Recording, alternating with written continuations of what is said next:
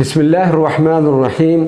القرآن الکریم انتہائی مختصر تعارف 22واں پارہ وَمَن يَقْنُتْ۔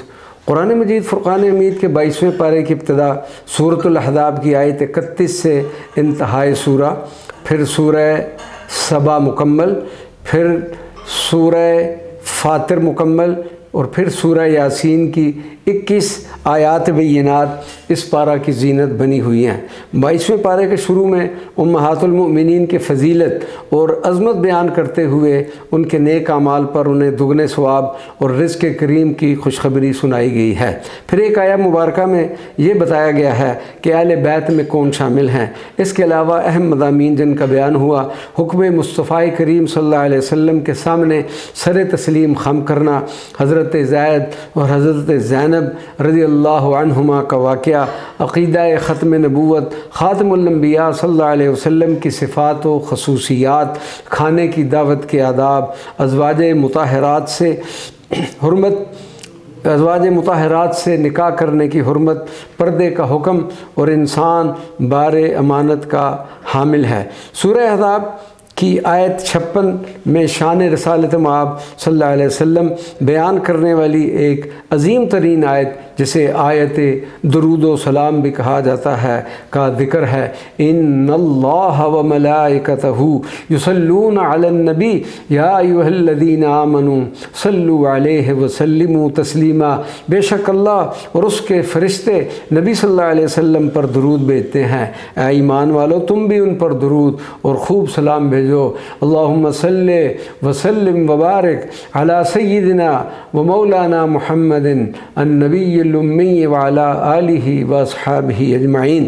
سورۃ احزاب کی تکمیل کے بعد سورۃ سبا کی ابتدا ہوتی ہے۔ سبا عرب کے علاقے یمن کی حدود میں واقع ایک قبیلے کا نام ہے۔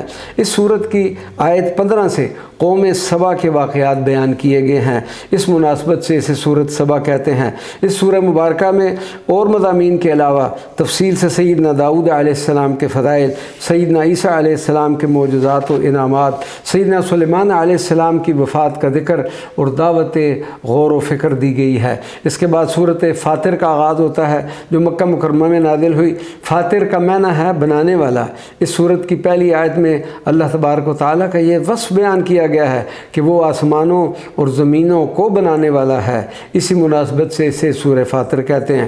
نیز اس سورت کو سورہ ملائکہ بھی کہتے ہیں، کیونکہ اس کی پہلی آیت میں فرشتوں کا ذکر موجود ہے۔ پھر کلمات طیبات کے مصداق اور 3 قسم کے افراد کا ذکر کیا گیا ہے۔ اس کے بعد سورہ یاسین شریف کی ابتدا ہوتی ہے، جو مکہ مکرمہ میں نازل ہوئی۔ ابتدا سورہ حروف متقطعات سے ہو رہی ہے، اسی وجہ سے اس سورت کا نام سورۃ یاسین رکھا گیا ہے۔ اس سورہ مبارکہ میں جو قرآن پاک کا دل بھی کہلاتی ہے، اس کا مرکزی مضمون قرآن پاک کی عظمت، اللہ تبارک و تعالیٰ کی قدرت و وحدانیت، سرکار دو عالم صلی اللہ علیہ وسلم کے منصب اور قیامت میں مردوں کو زندہ کیے جانے کا بیان ہے۔ ابتدائی سورہ مبارکہ میں اللہ تبارک و تعالیٰ نے قرآن کریم کی قسم کھا کر فرمایا کہ نبی صلی اللہ علیہ وسلم سب جہانوں کو پالنے والے رب تعالیٰ کے سچے رسول ہیں۔ اللہ تبارک و تعالیٰ ہم سب کو قرآن پاک کے فیضات و برکات سے نوازے اور اپنی اس مقدس و معطر کتاب پر احکامات پر عمل کرنے کی توفیق بھی عطا فرمائے۔ آمین یا رب العالمین، بجائے سید المرسلین صلی اللہ علیہ وآلہ وصحبہ اجمعین، وما علینا الا البلاغ المبین۔